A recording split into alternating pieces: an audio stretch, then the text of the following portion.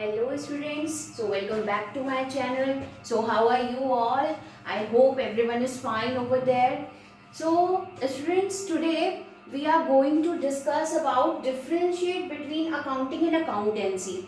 Okay आपने last lecture में पढ़ा था कि बुक कीपिंग और अकाउंटिंग में क्या डिफरेंस होता है और आज हम देखेंगे कि अकाउंटिंग एंड अकाउंटेंसी में क्या डिफरेंस होता है। सोचने में वैसे तो हमें देखा जाए तो ये वर्ड्स बहुत ही सिमिलर से लगते हैं, लेकिन आप बोलेंगे कि अकाउंटिंग और अकाउंटेंसी एक ही हो सकता है, but no, there are some differences between both the words, okay, जिससे इनका पूरा मीनिंग ही चेंज हो जाता है accounting and accountancy.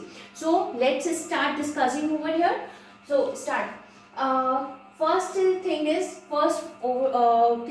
we will discuss is meaning. Okay, सबसे पहले तो आप हर चीज़ का क्या देखते हैं, मीनिंग देखते हैं. तो मीनिंग तो आपको अकाउंटिंग का बहुत ही अच्छे से पता है, बिकॉज हमने लास्ट क्लास में अकाउंटिंग के बारे में बहुत कुछ सीखा है. अकाउंटिंग का मीनिंग, कैरेक्टरिस्टिक्स, ऑब्जेक्टिव्स, उसके फंक्शंस. ओके, सो आपको ये बहुत अच्छे से पता है, but still we are going to discuss over here. ठीक है, हम एक बार रीड जरूर करेंगे इसे यहाँ पर. So it is concern with recording, classifying, summarising of transactions. और समराइजिंग के बाद आप क्या करते हैं, analysing and communicating. Okay, I am मैंने यहाँ पे लिखा नहीं है, but still you know. Okay, so now अब हम यहाँ देखते हैं कि अभी अकाउंटेंसी का क्या मीनिंग है. It is a body of knowledge. अब देखिए, आप अकाउंटिंग करते हैं, ठीक है, अकाउंटेंसी आपका पूरा का पूरा सब्जेक्ट है जिसे आप पढ़ रहे हैं. ओके, अकाउंटेंसी की बुक पढ़ रहे हैं आप, अकाउंटेंसी का सब्जेक्ट आपका है. सो इस अकाउंटेंसी के सब्जेक्ट में आप क्या करना सीख रहे हैं, अकाउंटिंग करना सीख रहे हैं.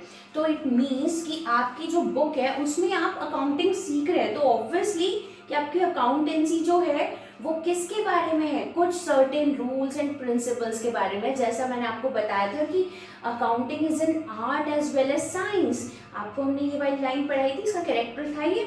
ओके, तो हमने ये लाइन को डिस्कस भी किया था कि भाई ये आर्ट क्यों होता है, क्योंकि ये रिकॉर्डिंग, क्लासिफाइंग, समराइजिंग कर रहा है ट्रांजेक्शन्स की, तो ये हम एक आर्ट कर रहे हैं.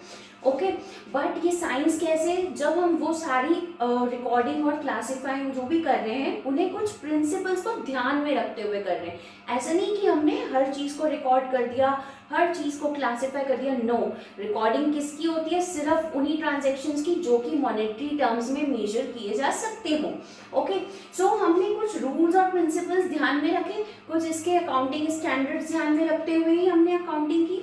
सो ये सबसे बड़ा डिफरेंस होता है दोनों वर्ड्स में. ओके, सो हम इसको फिर से स्टार्ट करते हैं. It is a body of knowledge prescribing certain rules और प्रिंसिपल्स. देखिए, मैं जो वर्ड्स अंडरलाइन कर रही हूँ इन्हें जरा गौर फरमाइएगा. Okay, so prescribing certain rules and principles to be observe. इनका आप ध्यान रखेंगे, इन्हें आप कंसिडर करेंगे. रूल्स एंड प्रिंसिपल्स को कब करेंगे, जब आप रिकॉर्डिंग करेंगे, क्लासिफाई करेंगे या समराइज करेंगे ट्रांजेक्शन्स को. तो जो भी आप परफॉर्म कर रहे हैं फंक्शंस, जो भी एक्टिविटीज आप परफॉर्म कर रहे हैं, उनमें जब आप कोई रूल्स या प्रिंसिपल्स को कंसिडर करते हैं तो वो आपके रूल्स एंड प्रिंसिपल्स किससे रिलेटेड होते हैं, अकाउंटेंसी से. Is that clear? ओके, सो अब हम नेक्स्ट पॉइंट पे चल रहे हैं, दैट इज स्कोप. भाई इसका स्कोप कितना है, क्या स्कोप है इसका. Okay, narrow in scope. अब ये नैरो क्यों है स्कोप में, बिकॉज आपका जो बुक कीपिंग होता है. ओके, बुक कीपिंग में आपने क्या पढ़ा था कल, कि बुक कीपिंग में आप 4 एक्टिविटीज परफॉर्म करते हैं. First is identification, then you record that first is identification of transactions, second is measurement. Okay, measurement किस में करते हैं आप, इन टर्म्स ऑफ मनी करते हैं. नेक्स्ट थर्ड स्टेप इज आपका recording and fourth is classifying. तो भाई आपने ये चारों स्टेप्स पूरे करे. ओके, आपने 4 एक्टिविटीज परफॉर्म करी, उसके बाद ही में आप अकाउंटिंग करते हैं, जिसमें आपका आता है summarising, okay, analysing and interpreting. आप रिपोर्ट फॉर्म करते हैं और देन लास्ट में आप क्या करते हैं, लास्ट स्टेप इज कम्युनिकेटिंग. सो आपका जब बुक कीपिंग जहाँ पे एंड होगा वहीं पे से आपका अकाउंटिंग स्टार्ट होगा. सो इसका स्कोप जो है ना वो बुक कीपिंग के ऊपर डिपेंड होता है. ठीक है, जब आपकी बुक कीपिंग नहीं होगी तो आपकी अकाउंटिंग होगी ही नहीं, बिकॉज उसके सारे स्टेप्स बुक कीपिंग के बाद ही स्टार्ट होते हैं. सो it is narrow in scope. Now next is accountancy का स्कोप कैसा है भाई, वाइडर है. क्यों वाइडर है, क्यों है बड़ा इसका स्कोप? बिकॉज ये दोनों की दोनों ही एक्टिविटीज को इंक्लूड करता है। It includes both book keeping and accounting. Okay, इसमें जो आपकी पूरी 7 स्टेप्स आती है वो सारी अकाउंटेंसी में इंक्लूडेड होती है। आपका आइडेंटिफिकेशन से लेकर के आपका communicating to the interested parties तक। Is that clear? Okay, now third point, relation. Relation क्या है? तो ये किस पे डिपेंड करता है? बुक कीपिंग पे। अभी हमने लास्ट पॉइंट में यही डिस्कस किया, अगर आप बुक कीपिंग करेंगे तभी आप अकाउंटिंग कर पाएंगे। If you are not doing any bookkeeping then you are not able to do any accounting, because all the accounting steps are dependent on bookkeeping. Okay, it depends on bookkeeping.